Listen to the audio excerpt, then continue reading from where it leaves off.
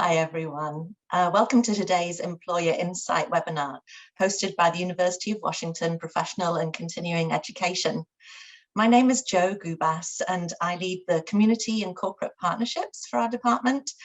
And I know most of you are familiar with us, but for those who aren't, our team at in the Professional and Continuing Education unit help people keep learning at the University of Washington. Whether you're working full-time or juggling families, or whether you live outside of the area, we have programs that are flexible and developed specifically for people like you. We offer part-time professional certificate programs, short courses, boot camps, and part-time master's programs in many different fields. And as most of our learners are thinking about career changes and career advancement as part of the reason for taking our programs, we've developed a series of career resources to support you in your next steps. This employer panel is part of the series of spotlights that we've been doing on leading employers. We started hosting these sessions, lunchtime sessions, about a year ago, and have some great recordings on our website. So if you've missed the prior ones, please do check out the resources section of our website to watch any recordings. But today we're going to hear from our friends at Expedia. Expedia Group is on a mission to power global travel for everyone, everywhere. They're driven by the belief that travel is a force for good. And the company helps people experience the world in new ways with more opportunities to strengthen connections, broaden horizons, and bridge divides. The company has about 20 different brands under the Expedia Group umbrella and over 200 travel sites, with a global footprint of 50 countries, which is probably more than you would expect, knowing the Expedia brand that we use to book our travel. The company has 18,000 employees who work across many different time zones, hemispheres, cultures, and many languages. And they leverage tech capabilities to build great products and deliver innovative traveler experiences. So we're really excited to hear from our panelists today. They may refer to the company as EG, Expedia Group, and hopefully they'll give you some tips for things to be aware of and think about if you're considering looking for a job there. But before I get started, I just want to encourage you to add questions into the Q&A for the panelists. We'll get to those later in the session. And if you have a question, check to see if someone else has asked it first. And if they have, just give it a thumbs up and we'll get to the ones with the highest votes first. And with that, I'm going to ask the panelists to put their cameras on. We have Emily Barbato, Jackie Cordell, and Alex Villarreal. Welcome, everyone. Nice to see you. Let's start with Emily. Please tell us your name, the team that you're part of, and in a couple of sentences, just tell us a little bit about what you do at Expedia Group. Yes, absolutely. Hi, welcome everybody, and maybe bon appetit if you're having lunch right now. So my name is Emily Barbato, and I am a program manager in the Expedia Services division, which is led by our CTO, Rafi Murphy. So Expedia Division Services, to give you an idea, it's about, I think, 6,500 people, and it includes data and artificial intelligence, e-commerce, payment, and customer experience. So pretty diversified. The team I'm part of is a team of program managers, and our focus is usually on strategic initiatives, which means that the bulk of the program that we're working on is usually span across EG divisions. So I have been at Expedia for about 8 years this June. And a fun fact, Expedia is actually my one and only company that I worked for since I moved to the US. I'm sure you can tell that I'm actually not a Seattle native. I'm French, and I used to live in Vancouver, Canada, before moving to the States. So what else? I mean, program manager, just to let you know, when people ask me, what do you do? I usually say, well, I organize chaos. That's pretty much, that's very true, but it's also what is very exciting and very challenging. And I have to say that going through the certificate of project management, I think I did it in 2016, I'm not sure anymore, but it really changed my trajectory at Expedia, especially because I was coming from an entirely different industry when I moved here. So happy to be here, and hi. That's really great to hear. Yeah, part of the reason why I invited Emily to join the panel was because I knew that she'd taken one of our programs in the past, that she'd been a grad of the Project Management Certificate program. And so we're really happy to have you back to tell us how you're using that. We'll talk more about that a little later. Next, I'm going to go to Alex. Also, I invited Alex because he has taken one of our programs in the past. And again, we're going to talk about that later. But Alex, tell us about your role and just a little bit about what you do. Definitely. Thank you for the invite. So my name is Alex Villarreal. I'm also based in Seattle, and I run a team. I'm the director for Partner Connect for North America and Latin America. And what my team does, it sits under the Expedia for Business side. So Expedia has their brands, like Joe was mentioning. We have Hotels.com, Orbitz, Travelocity, Trivago, so many different brands across the globe. And we also partner with other travel sites and other suppliers. So we power them up. So part of the Expedia's mission is to power travel, everywhere for everybody. And we have a platform that enables that to other companies. My team manages that for the North America and Latin, as I was mentioning. My team is divided in two areas of solution engineers and launch managers, which are program managers pretty much. And yeah, I've been with Expedia for 10 years in March. It's a very long time. Originally from Mexico, moved to the United States in 2012. Because of Expedia, they imported me from Mexico. They stole me from Accenture. So I was there and moved. Lived in Dallas, now here, and I'm a proud visitor of over 15 offices of Expedia globally. So wow. I wear that badge with pride. That's amazing. How fun! I know. Yeah, I've to do that. So yeah, we actually do travel. I mean, it's a travel company. We do travel a lot and get together quite often. I mean, COVID delayed that a little bit, but I've been to the offices in Australia, New Zealand, all over Latin America, North America, Europe, and so on. That sounds very cool. Lots of COVID tests, I'm sure, as well. Oh, definitely. Jackie, let's hear about you. Tell us about your role. Yeah, hello everybody. My name is Jackie. I've been with Expedia Group just over a year, so I am one of the newbies here, but I have been within recruiting for 5 years. So my role at Expedia Group is a technical recruiter. I basically work end to end from every application that comes in all the way to newly onboarded members of Expedia Group. I work specifically in the NORAM, which is our North American region. So I hire a lot here in Seattle, as well as offices like Chicago and Austin, Texas. I was born and raised in the Seattle area, so I am from here. I have not left yet and love it here very much. Basically with my role, I'm getting to talk with candidates all day long, as well as a lot of our stakeholders and business partners. So I have direct contact with a lot of the hiring managers here for all sorts of roles within technology. Specifically, we are hiring a ton for software developers, obviously at varying levels, product managers, technical program managers, directors even, and engineering management. So anything within that realm, I have a lot of, expertise at this point and could tell you more. Happy to answer any questions that you all have and happy to be here. That's great. Well, we are definitely going to get into a little detail about some of those points later. Thanks, Jackie. So I wanted to start by asking, I'm going to go to Alex here, just to tell us a little bit just about how the company's organized and like from an outsider's perspective, layman's terms, can you just give us a sense of like how Expedia Group is set up? Yeah, definitely. So in a very, very high level, and most likely not very accurate to the detail, we are divided in three major areas, which are the brands, the technology piece, which is where Emily sits, and Expedia for Business. Of course, we have an inclusion and diversity teams. We have our HR teams and everything, but mostly those are the big three pillars for Expedia.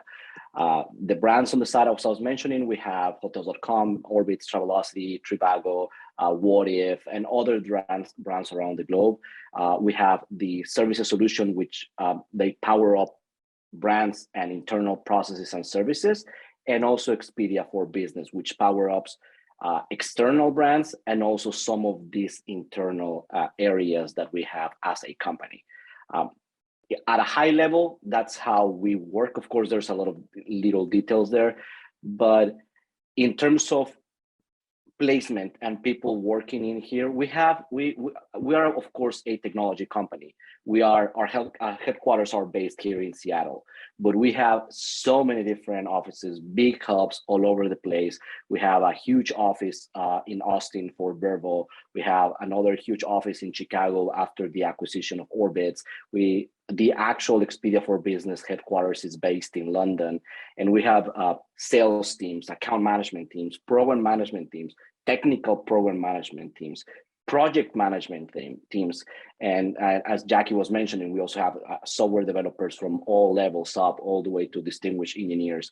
And so, even though we are a technical-driven company, structure-wise, we are also a sales, account management, and relationships on the business side company. Because at the end of the day, we don't have a product per se. We offer a connection to a supplier, that being vacation rental, hotels, activities, airlines, cars, and everything travel related. So all those relationships, they don't need a developer. They need a salesperson. So, and many of these projects on the HR or diversity and inclusion and so on, they also need program managers they don't have to be technical. So I wanted to just express out there that it's joining a company like Expedia, you don't have to be in the technical or in the tech world. There's a ton of people that even under my team, I have people that are program managers that are not with a technical background. Yeah, that's really helpful. So it's like, go ahead, Emily. Go ahead. I'm sorry, I was just going to say I'm the total proof that you do not have to have a technical background to join Expedia, because I came from a background of TV and movie production back in Vancouver. So yes, since then, I'm definitely a lot more technical than I was 7 years ago. But just to let you know, there is a lot of opportunity for people who do not code, don't have to code. And you can actually learn to code at Expedia. So that is another thing, which is, it's super, it's very encouraging as an employee to have access to all these resources, because it's not only that you work on your part of or your team, it's a very cross-functional approach. You have access to tools, services, and teams in order to learn different skills or be exposed to different processes. And this year, we actually started introducing a program that is called Gigs, in which I can, for example, post a gig and have a temporary person from another team joining my team to learn, to experience, to have a career path and everything, which in my opinion, as an employee, as a hiring manager, that's unheard of. And it's so great, because if you are a developer, let's say, and you want to experience firsthand partner-facing sales processes, and you know how to do it, and you want to add that to a skill set, and you want that for your career progression, and you want that for your experience and toolkit, right? You can just within your company dedicate some time, at X amount of time, 6 months, a year, or whatever, to join these gigs and be placed in a position where you gain experience. So you will literally get paid to learn, and that's something that honestly, for a company like here in Seattle, especially where the market is extremely, extremely competitive, that is great for your career progression.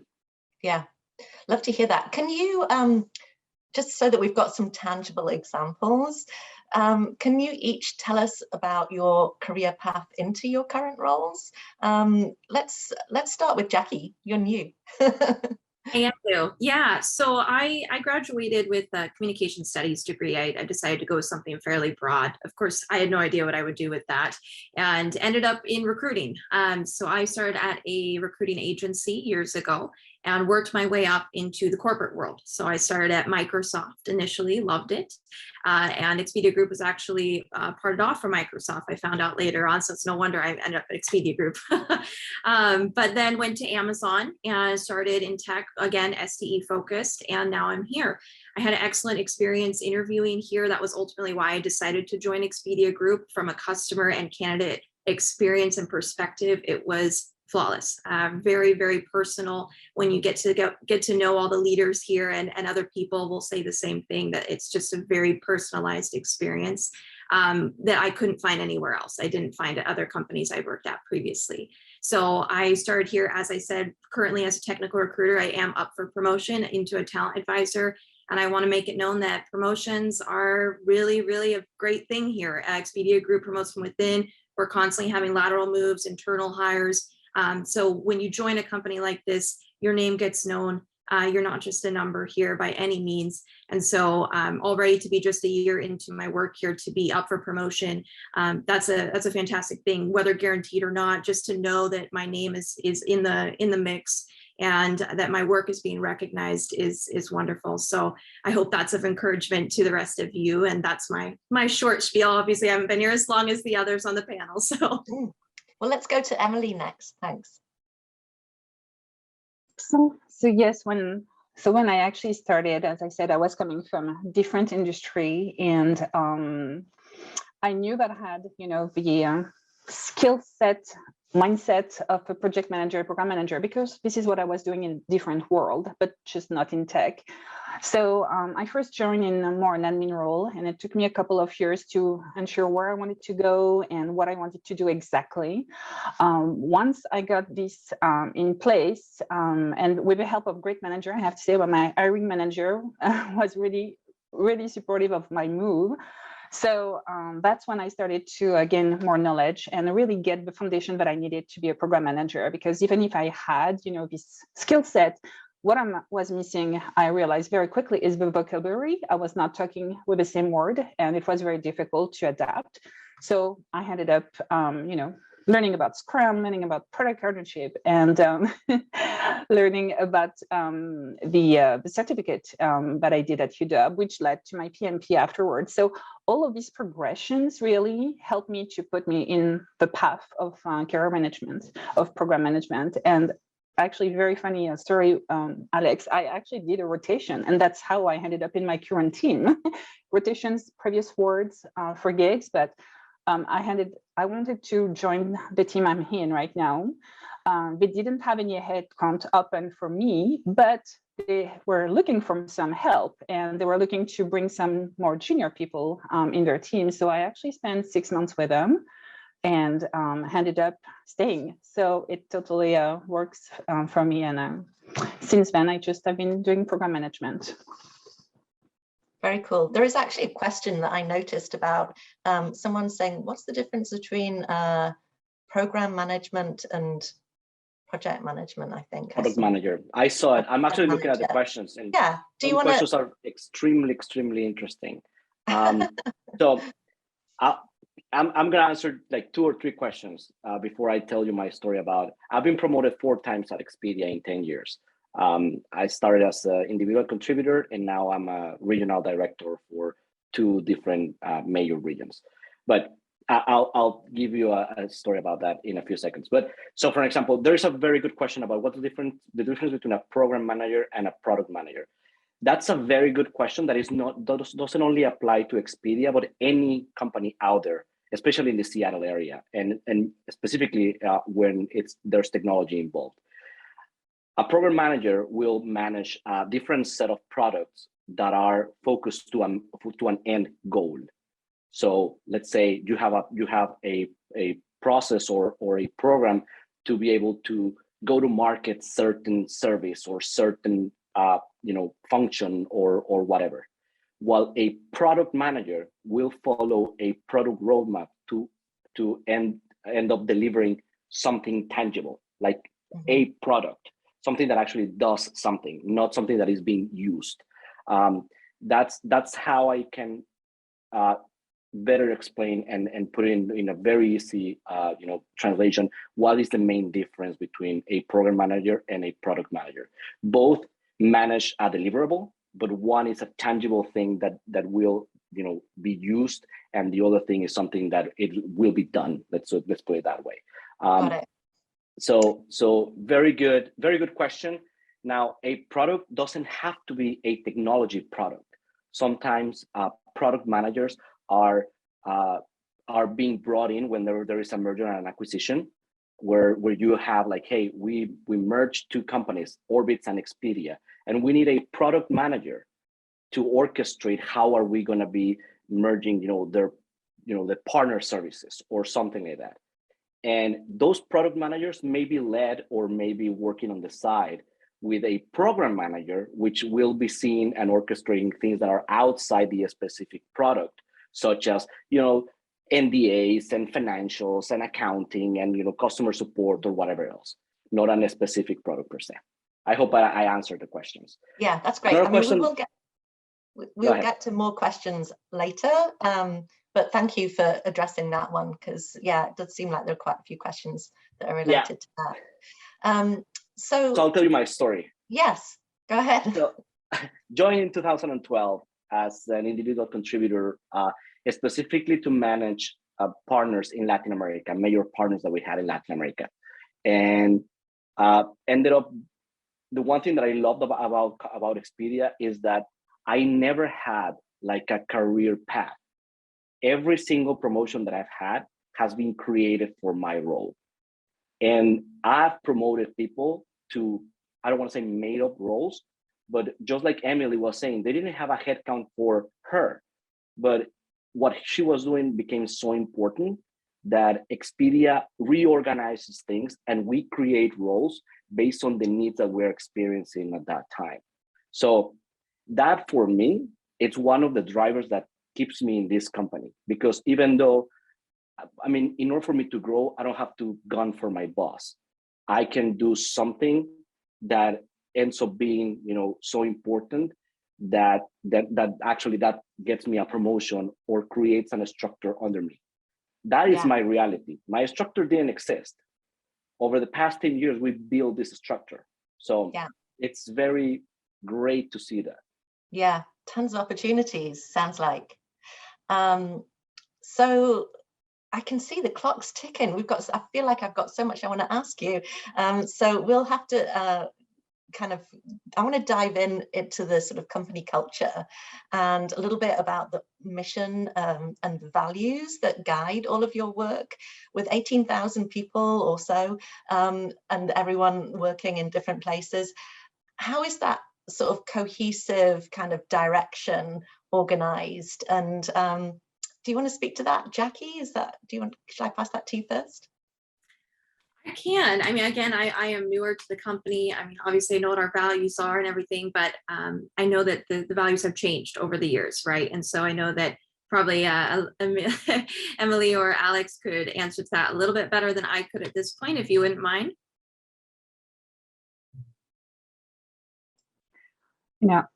It definitely has changed for sure. And the biggest change certainly happened in the past, I would say maybe 2 years. But yes, it's 18,000 people, but we do have, a strong travel leadership teams that has a clear vision and who is really transparent in terms of communication of what is expected from us and where we're going and why we're going there. So I didn't put the background with my favorite value, but I can tell you a little bit about it because it's a forced simplicity, which in program management is pretty important. And as you say, we had like many brands coming in, many acquisition, etc. And now we're just like merging into EG as a travel platform. So that's why right now is an awesome time to join, because there are so many challenges to solve. For simplicity is the value that speak to me the most. And the culture in general, I mean, everybody will have a different point of view, but I mean, for me, what matters is it's it's inclusive. There is so much opportunity for growth, really. I mean, yes, we do make mistake are fun, and then we moved on, you know. So it's really like a community. At least in the program management, I definitely can tell it's a community where we are learning from each other, and we're talking about really large programs, from small to very large. So it's I mean, I do have buddies, I do have mentor. We actually do have an AG mentorship program that is excellent. It has been developed even more so in the past year. I mean, so many part of EG just, I mean, you can just grow. That's why I'm selling here for 7 years, you know, because there's still so much that you can achieve and learn. So, Alex, what is your take on it? I totally agree with you. As I was mentioning, the career progressions and everything, it's for me what keeps me here. The values, yes, they change because we have principles, we have values, and so on. And I mean, that's the only thing that you can do in an ever-changing world. As of today, we have one that it's called one of our values is choose fearlessly, and that pretty much is what I was expressing. First of all, your voice here is heard. Coming from a consulting company like Accenture, talking to my boss's boss was impossible. Like you don't do that. In here, you message the CEO directly and he replies to you. Like it's so flat and everybody's voice is heard that you can create job descriptions on that. Like, hey, I have this idea. I think we can do this, and you start doing, and all of a sudden it's like, oh, you know what? Now that's your role, that's your product, that's your baby. Here is your allocated team and blah, blah, blah, and go ahead and do it, right? I think those things are, you know, great. And I mean, I've personally made huge mistakes and I'm still here. So I'm a living example that we actually do go behind our values. And how do those values and culture and the sort of diversity and inclusion initiatives work in terms of thinking about new hires and bringing new talent into the mix? Jackie? Yeah, I can definitely take that one. We, you know, when we're talking about diversity, we actually have a larger goal as all of EG, as a whole company, all of our brands, by 2025 to have 50% at least female hires, right? So we want to just level the playing field entirely. And so that's something that we on the recruiting side in talent acquisition are striving for constantly. And that's not just limited to females, right? It's not just limited to genders. It's all of underrepresented identities or communities. So we want to be as inclusive as possible, provide these opportunities, and really prioritize these individuals as well and bring them aboard, because we know that they come from backgrounds and have values that they can contribute to our teams just as anybody else. So that is a massive goal that we have, again, by 2025, 50%. And we're hoping, of course, in leadership too. We'd love to have more women in leadership, specifically in those roles higher up. And right now we're doing a good job. We are tracking well. We do have different goals per year to get to that ultimate goal. And so that is something that, yes, we are always open to and looking at constantly. In relation to the values specifically, there are 5 of them. So as Alex said, we used to have principles. You may have heard of different principles at different companies. We now have just 5 EG values. And these are trust one another, choose fearlessly, include consciously, for simplicity, I have to remember, and go get what's next. So these you can expect in any interview for any type of position here, technical or not. These are what we're going to be looking at and assessing. So if you ever have more questions about those, you can find them on our website. There are probably YouTube or interview testimonies of people that have interviewed at Expedia Group that could give you more insight as well.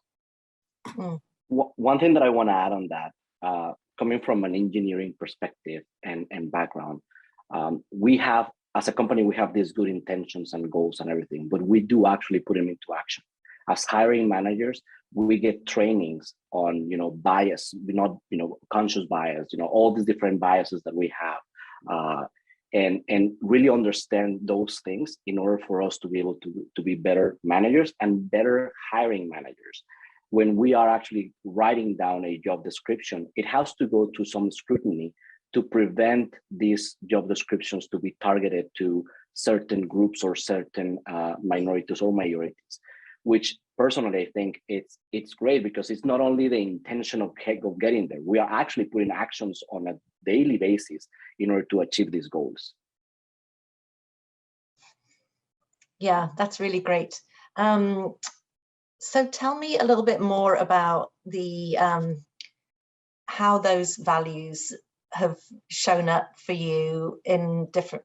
Can you each give me like an example, a quick example of like how those values work in the real world in your daily lives at Expedia Group?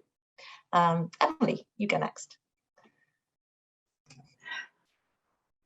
I was just thinking of a program that I worked on in 2021. I pretty much spent the entire working on our conversational experiences, which is our virtual agents. Like if you have done any booking with us, you may have checked your booking with that on our website.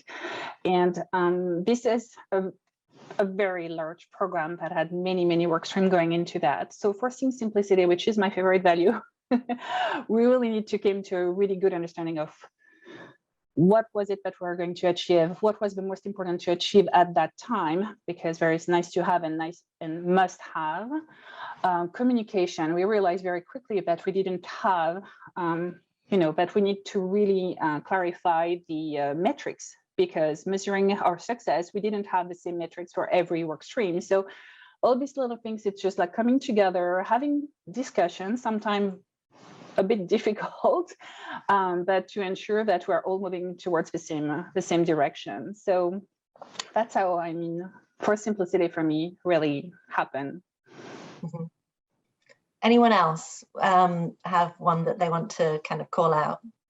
Yeah, I really love the trust each other one. I'm a big interpersonal relational person, and that's partially why I'm in the recruiting world, I guess, and working with people, right? So trusting one another. I have the best team. I'll just tell you, I absolutely love my job. I love the people I work with. If I need to take a break, a personal emergency, or just a mental health day, or maybe I have a really wonderful trip planned, right? I know travel is a little bit on and off right now, but regardless, the people around you, you will be able to trust, and you can trust them with your work, right? To take over for you. They'll meet with you, get a whole spiel about what's going on. And if you have to hand off work to someone too, trusting them that they're going to see it through for you, and ultimately work together. I've seen this time and time again, and it's a pattern that is so positive here with the culture, and just being able to really rely on one another. I know you can't always do that with everybody, right? But it is something we strive for here and is put into practice every single day. Good to hear. Okay. I want to get into the hiring, a little bit more about hiring, but before I do that, I want to just ask a little bit about like professional development. And, obviously, Alex, you said you've had lots of different roles. Emily, you talked about your transition, but how do kind of ongoing skill development opportunities come up? And do you want to say anything about your experience having gained a certificate with us and how you were able to apply that into your work? Alex, do you want to go first on that? Yeah, sure.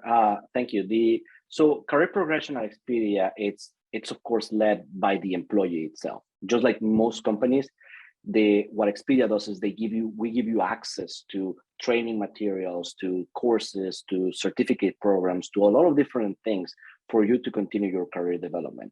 Alongside, we as managers and we as part of our quarterly reviews that we have with our employees is to check what are the areas of opportunity for each and every single one of them. So if we find, based on feedback and based on the performance, what are the areas of opportunity, we can build on those. Additionally, and this is a personal experience, I had people come to me and say, hey, I'm doing great here, but I want to start learning on this side. What can you do? And I've put people as a fly on the wall on different meetings, on different teams and whatever, so they can start getting a little sense on what's going on, and probably even assign them to projects that are, focused on those areas of expertise that they want to achieve. This obviously increases your skill set and your toolkit and so on. for your career progression. I've been a personal. I had a personal benefit on this. I was actually able to get this certificate, the program management certificate program from UW, and the great impact that had on me is that the program management methodology, it's kind of vague to a certain degree, and it's being seen differently, especially on a global company. So being able to have that perspective from such a great college as UW, and applying that during the training, at the classrooms with people from Boeing, from all of Microsoft, from other areas, and understanding how different they see things and applying that into my work was actually one of the key drivers for my last promotion. So that's where I personally have, and this is why when Joe approached me to get me an invite on this, I was like, yes, I want to share this with the rest of the people, because one of the key drivers for my last promotion was the fact that I took this course, not the fact that I was certificated. It was the fact of how this course and this classroom and this group of people open open my mind into different approaches and different mindsets. I'm so pleased it's been valuable for you. That's great. Emily, really quickly, anything you want to say about your project management cert, and anything to add based on what you've already said? Well, I just will say that really it's your progression is really led by you. And I mean, what I've seen from me is raising my hand to say, yes, I will do this, even if I don't know how just yet, really helped a lot. It is very true that the culture with our manager to really, they want us to progress. They don't really. So if you want to progress and you have a manager that wants you to progress, I mean, that's the best combination. And we do have a very strong learning and development organization as well that provides lots of training that adapts to what is needed. Like if our team, for example, we were just talking this morning in a meeting about change management. We would like to have like a refresher, or some new program manager would like to learn more about change management. So, we provide that to our manager and ask for more training if it's possible. It's really something that we do all the time. So that's how it has been working for me for the last 7 years. That's great. So I have lots of questions in the chat, but before we get to those, let's just get a little bit more information about the hiring process. Jackie, based on the fact that you've had experience working in HR and hiring at some of the other big companies in the area, is there anything like different or special about the Expedia process that you want to call out, and anything that you would want people to know? Yeah, I mean, from a bare bones perspective, it is just as any other company you might apply for, right? You go in, you find a job that looks like it's a good fit for you, and you upload your resume and you wait, right? What I can say is that I really, really am prideful in our process that it's very personal. I've been in interviews before where it is slightly intimidating. It's not all that comforting, right? We've all been through those. So these are definitely an opportunity for you to get to know the people, for the people to get to know you, and make sure that it is a good fit from both sides, not just from our side. Ultimately, as I said, those EG values are definitely going to come into play.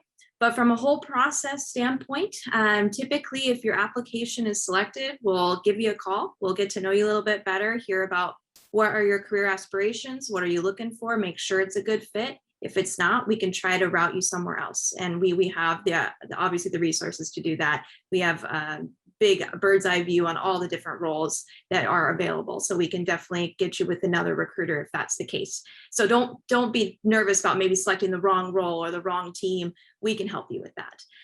From there, obviously, if things look good, we will move you forward typically to either take some sort of assessment or to speak with the hiring manager, one or the other. The hiring managers will go ahead and carve out some time to speak with you one-on-one, just to get to know you a little bit better, go over your experience. From there, you'll hit a final interview, and that will be with the larger team. And of course, you can bring your own questions to the table about their personal experiences at EG, what the work might look like, and then usually we'll have a final answer for you on feedback. So it is pretty standard. We try to obviously condense it a little bit. We don't want it too lengthy for you. We know some companies that take weeks and weeks and months and months months. So we try to be very mindful of that for your times and what you're looking for. So that is kind of a high overview, but if you want more detail, I'm happy to provide.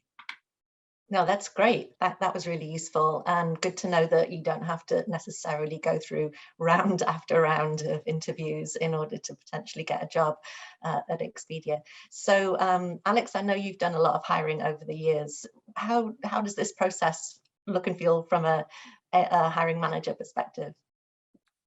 It's very diverse, and I've gone to the standard process of putting a job description out there and the recruiter, finding candidates and, sending them towards me and everything.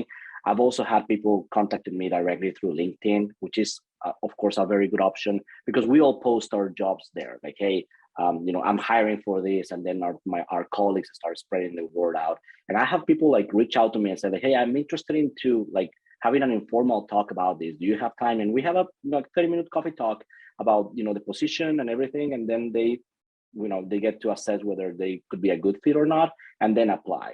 So as a hiring manager, there is no like, oh, you have to go through this to this place, or you have to meet this criteria in order to apply. So and again, we get trained into being able to meet all these goals about diversity, inclusion, and so on.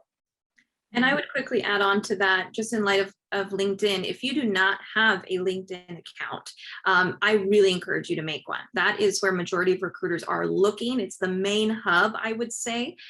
So if you don't know what that is, please look it up. It's a professional profile, just like a Facebook, but not for social. It's purely for professional.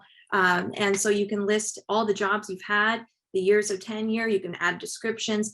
When we see profiles that are blank, maybe they haven't been used, there's no picture, it's hard to get a real feel for that candidate. So I just encourage you to really make sure that you are making the most of that profile. If you have one, go and update it now, add in a resume so that you can get scoped out and maybe even reached out to by a recruiter. Good tip. We actually have LinkedIn workshops available as recordings on our website. So definitely go to the kind of career resources section of the website, the PCE site, if you want to hear from some of our career coaches that have given tips on how to do that most effectively. But thank you for the reminder. So one question that I always think is an interesting one is around if you see a job that you're interested in and you're able to hit on someone that works in that team to maybe connect with on LinkedIn, just understanding like how, can you give us an understanding of what the best order of events should be? Like, should you apply online first, or should you reach out to that person to see if they'll like have a chat or do a referral for you before you do the online application? That's a really good question. The great thing is that when an application comes through, we can see if it is a referral. So if you apply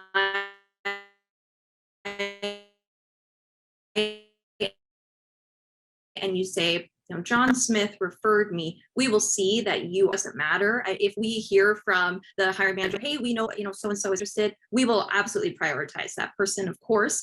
But if we also see the application in there, if that's the first route you go with and you declare that you were referred, that's great too. We'd love to hear who it is that you know or how you know them, of course, and get to know you through their eyes as well. So yeah, either way is fine. I wouldn't say there's a right or wrong. Okay, that's good to know. And what about cover letters? Do you ask for cover letters normally?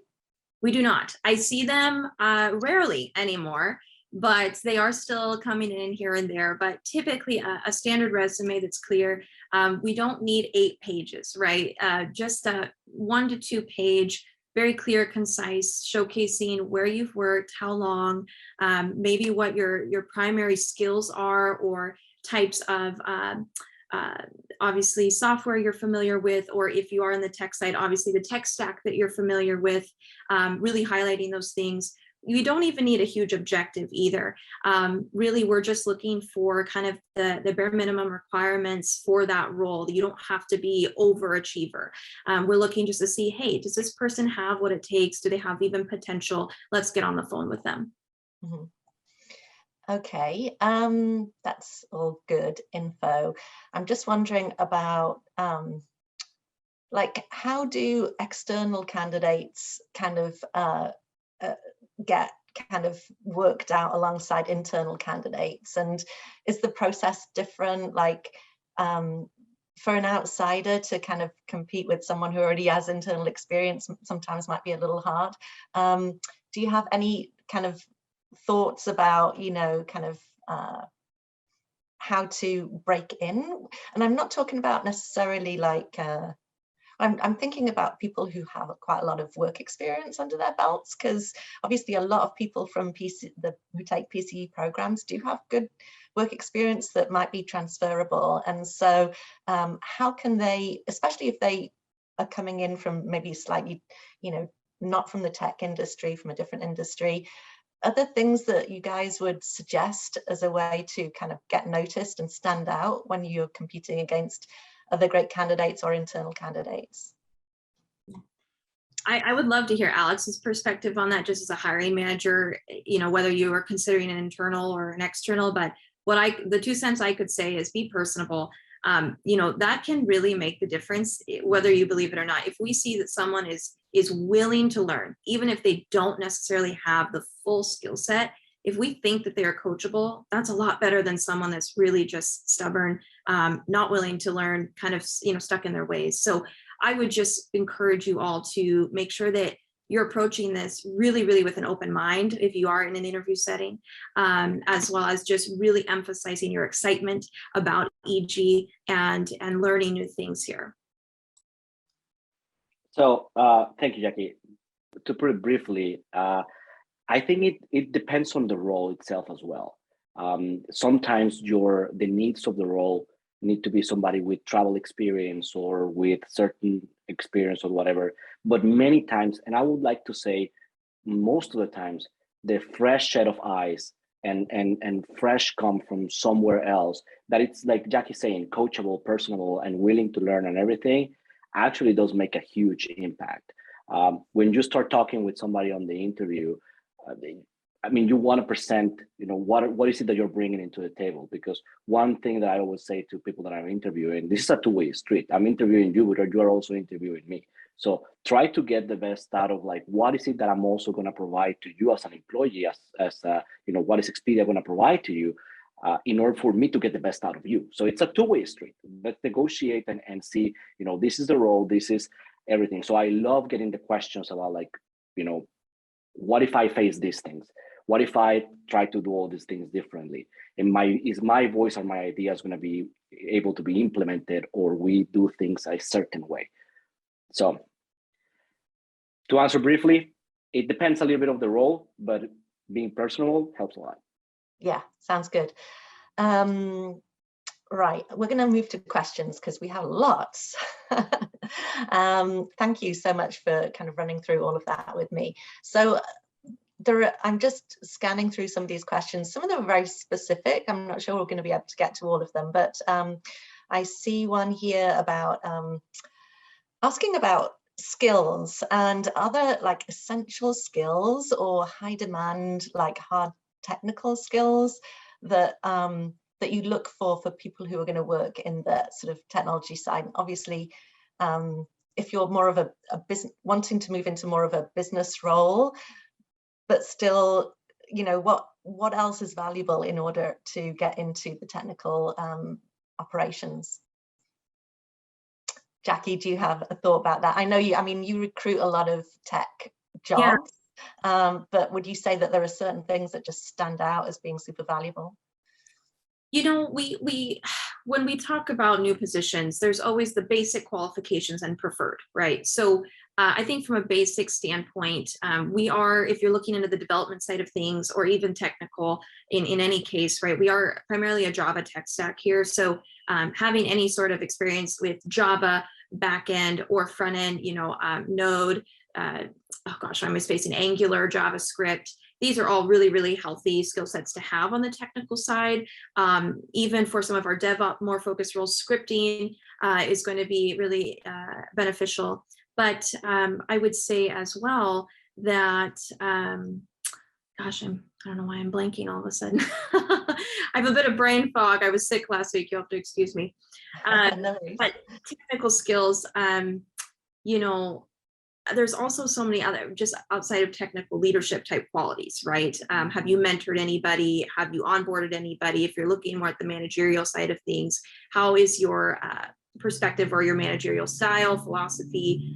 How do you help someone that's struggling on your team, right? There's other types of skills that you can't teach that are just purely from an experience standpoint that could be necessary for roles as well.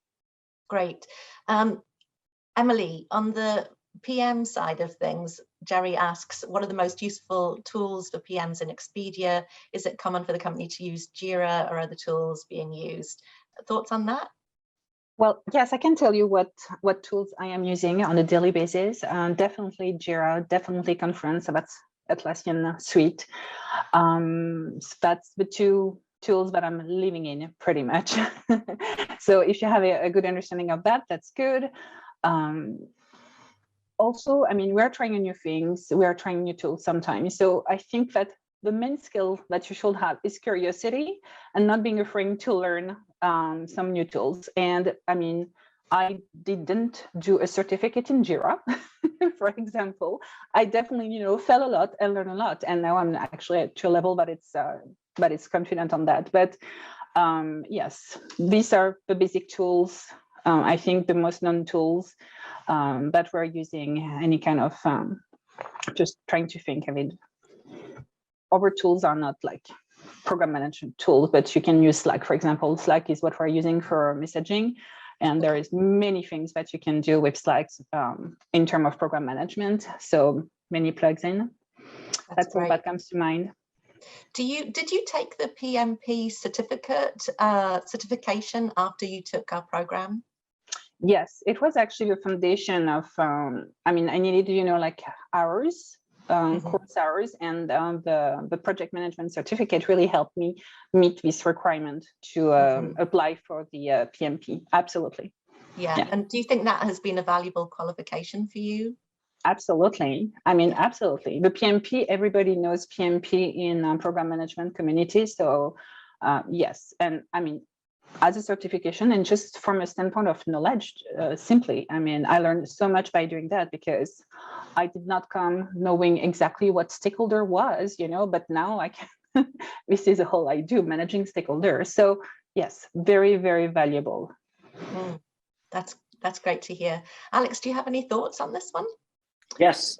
So for the skills, I think Emily, hit it really, really good at saying, the adaptability, the willing to learn, and creativity, and so on. One of the things that I'm a mentor here at Expedia. So one of the things that I tell my mentees as well is that you may have the experience and you don't even know about it because you don't name it as that. They're like, oh, I've never been a program manager, but I've done, I've organized these things, I've led this thing and whatever. Like, you do have experience as a program manager, you just didn't call it that way. So one of the things that I would encourage, especially for people that is willing or that is looking for a career switch, let's say go to YouTube or go to somewhere and say, like, what is a program manager for Google? What is a program manager for Microsoft or whatever? What they do, and I see a question saying like, what's a day's work at Expedia and everything. You may be surprised that a lot of your experience already meets a lot of the criteria for a different role. You just didn't call it that way. If it's a hard skill, like developing Java, like knowing whatever, or something very specific, yes, you will need to learn that specific tool. But anything regarding program management, anything regarding project manager and product management, it may be you are probably already doing that without even knowing it.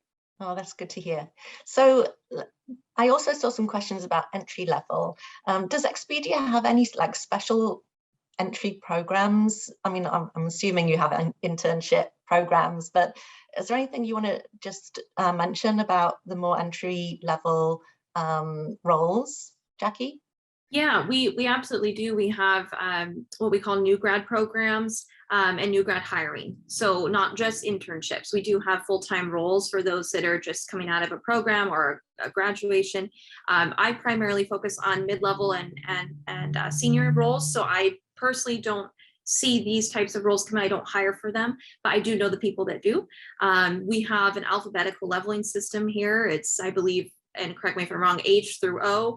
And so these entry levels are going to be more the H and I and J level roles. We can certainly provide links or resources if you are curious, but if you go onto our main Expedia Group site, there is a career tab. It's very clear on the right. You can click on that and go ahead and search entry-level roles, whether junior developer or program manager 1, whatever those might be. Great. Okay. I just want to cut to a couple more questions.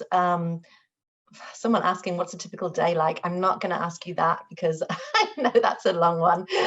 But what about working from home policy? Do you want to say anything about that? What's the latest? Yes. So, of course, we are always striving to get back in the office. The office here in Seattle is beautiful. If you have not looked it up, you really ought to. It's a gorgeous campus. It was built in late 2019, right before the major pandemic.